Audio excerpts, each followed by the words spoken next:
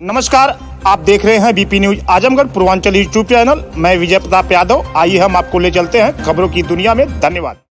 रोशनी electronic दुकान चांदपट्टी बाजार में शिव मंदिर के सामने सड़क के पूर्व पटरी पर इस दुकान पर fridge, washing machine, LED TV, DDH छतरी, आटा चक्की मशीन, मिक्सर, प्रेस, पंखा, कूलर आदि इलेक्ट्रॉनिक के छोटे बड़े सामान उचित रेट पर ब्रांडेड कंपनियों के उपलब्ध हैं। 51 जोड़ों ने सामूहिक विवाह योजना के अंतर्गत लिए 7 फेरे। सांस्कृतिक कार्यक्रमों का भी रहा कार्यक्रम।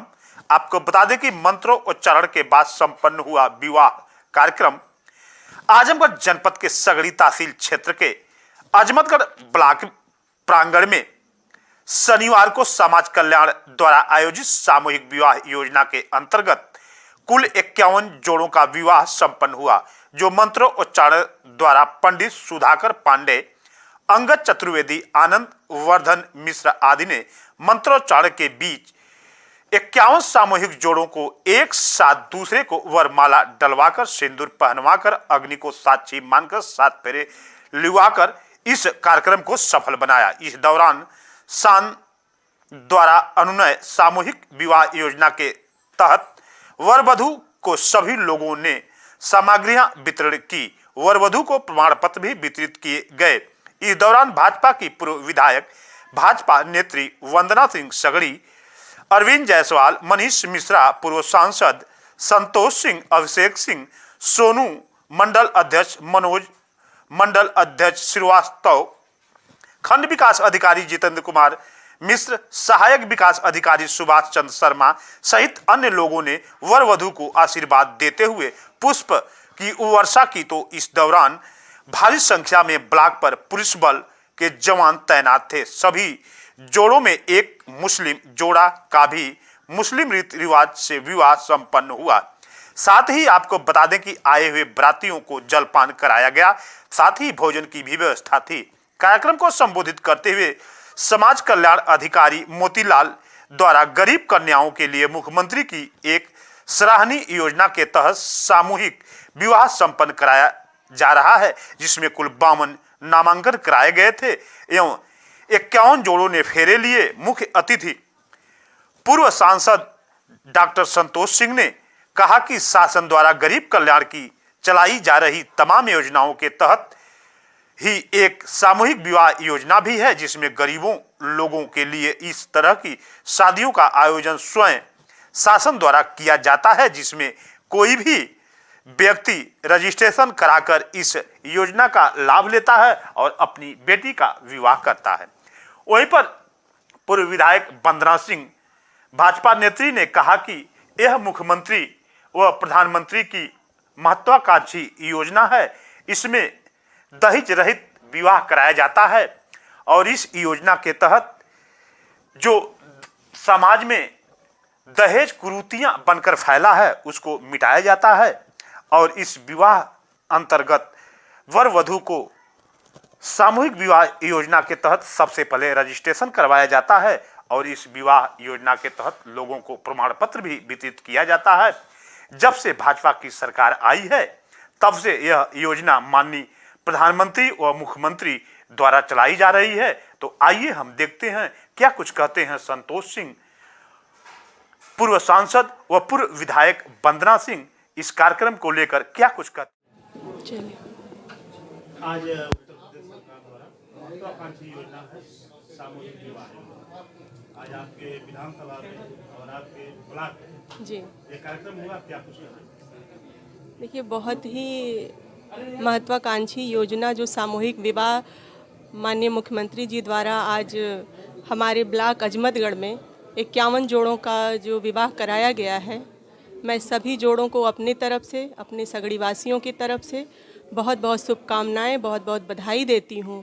और साथ ही साथ अपने वर्तमान सरकार जो हमारी बीजेपी की सरकार है, माननीय मुख्यमंत्री जी की सरकार है, उनको विशेष बधाई देती हूँ कि जिन बेटी का अपना घर नहीं है, अपने माँ बाप नहीं है, उनकी भी आज उन्होंने जिम्मेदारी उठाई है और उनके हाथ पीले कराने का काम उन्होंने किया है।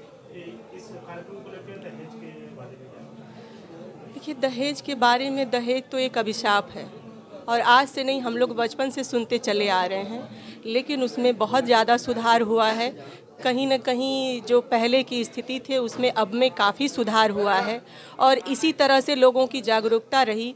हमारी बेटियां जो है बेटों के मुकाबले बढ़ चढ़ के पढ़ाई में हुआ, हर क्षेत्र में हिस्सा ले रही हैं, तो बराबरी का तो दर्जा वैसे ही आ गया है। तो दहेज मुझे लगता है आने वाले कुछ ही सालों में पूरी तरह से समाप्त हो जाएगा। समाज को ये संदेश देना चाहेंगे कि अपनी बेटियों को खूब पढ़ाएं, खूब उनको आगे बढ़ाएं, क्योंकि बेटी ही एक परिवार की नींव होती है। वो अपने घर की स्वामिनी बनती है, अपने घर को चलाती है, अपने बच्चों को आगे उनका भविष्य तय करती है।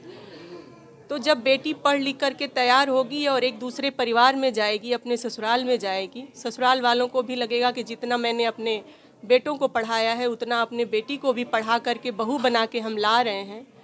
तो मेरे जितना श्रम उसके भी माँ बाप ने किया है, तो ये तो बराबरी का दर्जा हो गया। यहाँ कोई लेन देन का कोई कुछ नहीं। सर, आप यहाँ पे आए सामूहिक विवाह समारोह था सर, इसको लेकर कुछ कहना चाहते हैं? देखिए, आदरणीय मुख्यमंत्री जी सामूहिक विवाह आयोजन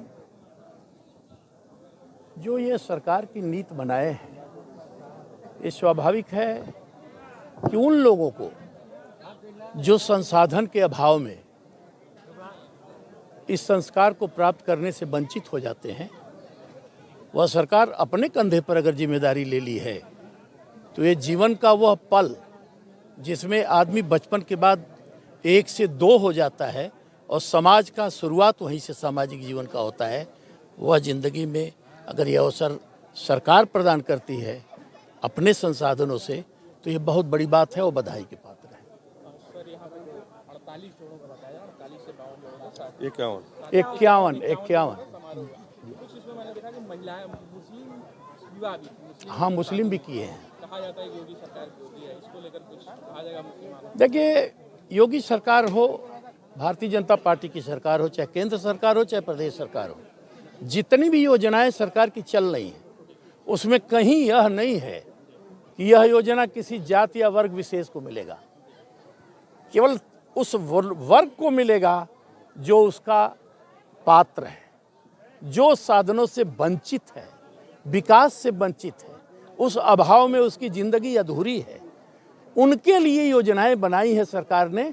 और जिस तरीके से अदालतों में कान में आंख में पट्टी लगाकर फैसला निष्पक्ष होते हैं, ऐसा विश्वास है, उसी तरीके से सरकार की विकास की योजनाएं एकदम निष्पक्ष, जो भी उसका पात्र है, चाहे हिंदू हो, मुसलमान हो, अगड़ा हो, पिछड़ा हो, छोटा हो, बड़ा हो, इसका सवाल नहीं है। जो उसका पात्र है वो भारत का नागरिक है और भारत के नागरिक को विकास का मौका दिया जा रहा है। इन विवाहों को लेकर, इन विवाहों से दहेज को लेकर कुछ उपदेश देना चाहेंगे? है? दहेज को लेकर कुछ उपदेश देना चाहेंगे, कुछ कहना चाहेंगे? हमें दहेज से बचना चाहिए। यह जो सरकार द्वारा जो दिया जाता है उनके गृहस्थी की आवश्यक मात्र सहायता के रूप में प्रदान किया जाता है, उपहार में, उस खुशी में जो उसकी आवश्यकता होती है जीवन में, वैवाहिक सामाजिक जीवन की जो शुरुआत करता है, जो आवश्यकता होती है। अब रहा सवाल, दहेज तो स्वाभाविक है, इस समाज के लिए कोड है। मैं चाहता हूं कि दहेज के लिए हर व्यक्ति परेशान होता है। जब लेना चाहता है तो बड़ा अच्छा लगता है, जब देना होता है तो परेशानी खड़ी हो जाती है। हर व्यक्ति को लेना भी है और देना भी है, इसलिए दहेज ही खराब है। इसका उन्मूलन हो जाना चाहिए, इसको समाप्त हो जाना चाहिए, विचार लोगों के बदल जाने चाहिए। Thank you.